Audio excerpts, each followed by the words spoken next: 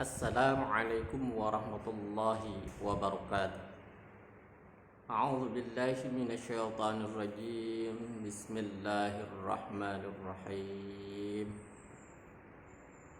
Wallahu akhrajakum min butuni ummahatikum la ta'lamuna syai'a.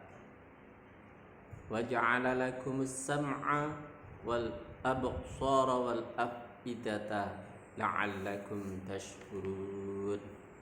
Shadaqallahul azim.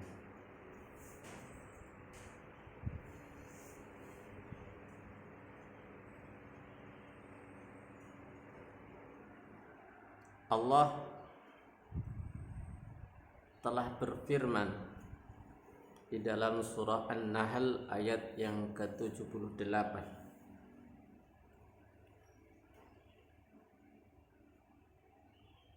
yang mana artinya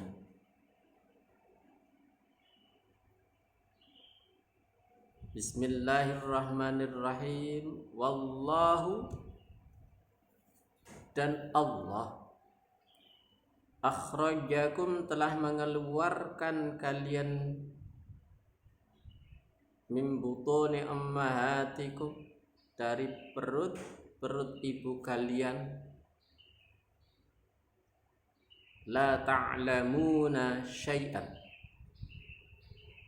kalian dalam keadaan tidak tahu suatu apapun.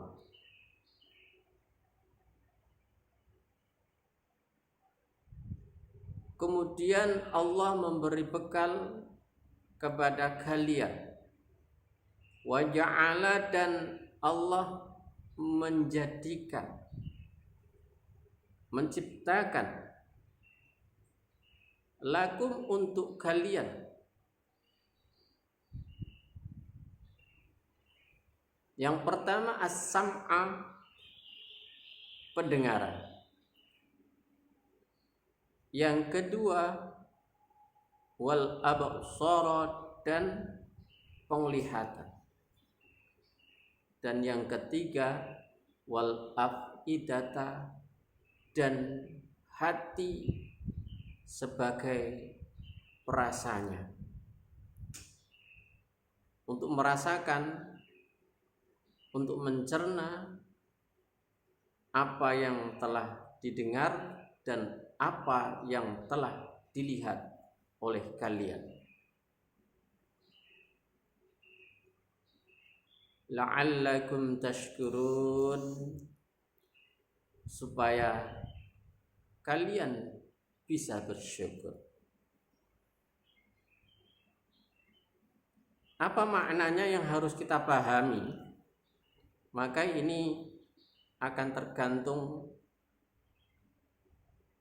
di mana kita akan menerapkannya, kemana kita akan membawanya.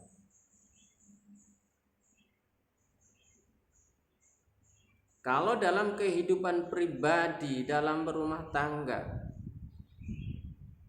orang yang berkeluarga kemudian mempunyai keturunan, mulai dari anak yang baru dilahirkan, bahkan sebelum dilahirkan pun juga demikian. Namun yang terpenting adalah setelah anak itu dilahirkan, Allah mengingatkan bahwasanya setiap bayi yang dilahirkan itu la ta'lamuna syai'an, tidak tahu suatu apapun. Kemudian Allah memberi bekal dengan 3 hal. Pertama adalah pendengaran, yang kedua adalah penglihatan, dan yang ketiga adalah afidah atau hati, yang digunakan atau fungsinya adalah untuk mencerna apa yang didengar dan apa yang dilihat. 3 modal yang diberikan oleh Allah untuk manusia yang dilahirkan ke muka bumi ini disebutkan oleh Allah secara beruntun. Beruntunnya itu mulai dari pendengaran, penglihatan, dan perasa. Dan terjadinya proses itu tahapnya memang demikian. Bayi yang baru lahir itu yang berfungsi pertama itu adalah pendengarannya. Matanya belum bisa melihat karena silau terhadap cahaya dunia. Setelah berpindah alam dari alam gelapnya dalam kandungan, ketika melihat cahaya dunia ini akan terasa gelap, seperti orang yang habis beraktivitas sehari-hari di tengah terik matahari, berpindah tempat ke dalam ruangan. Atau sebaliknya, setelah orang beraktivitas di dalam ruangan yang cahayanya sangat minim atau sangat kurang, kemudian langsung keluar dari ruangan menemui cahaya di luar ruangan itu, cahaya matahari sangat terik, sangat luar biasa, maka akan silau mata tersebut, gak bisa melihat sekitarnya. Demikian bayi yang baru lahir.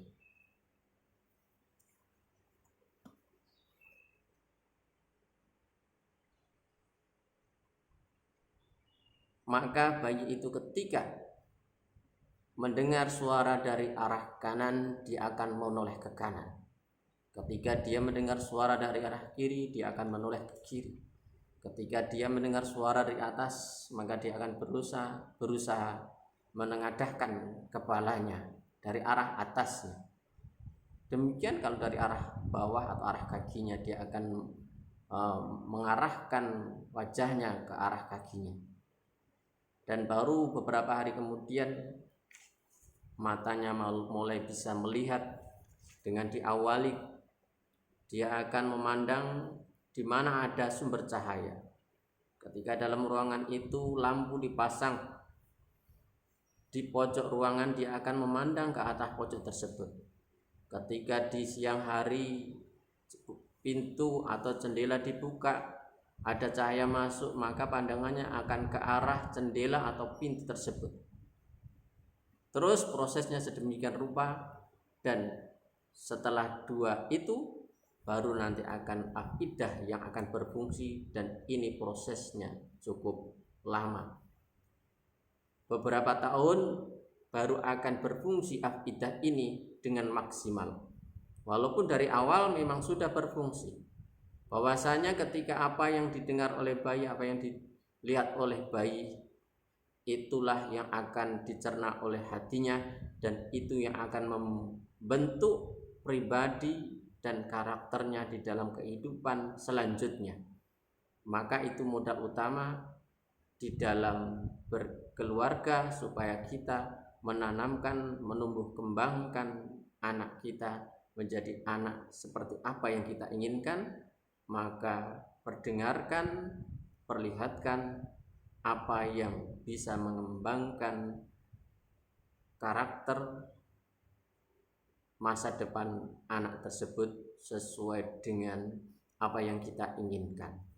Demikian juga kalau dibawa ke ranah pendidikan, maka ingatlah 3 hal ini kalau dimaksimalkan, maka anak didik insya Allah akan bisa maksimal menyerap pelajaran. Anak bisa mendengarkan dengan disiplin, memperhatikan, memandang, melihat apa yang diekspresikan oleh guru di depan kelas, apa yang dituliskan, apa yang diperagakan, apa yang diekspresikan melalui mimik wajah dan gerak-gerik seorang guru.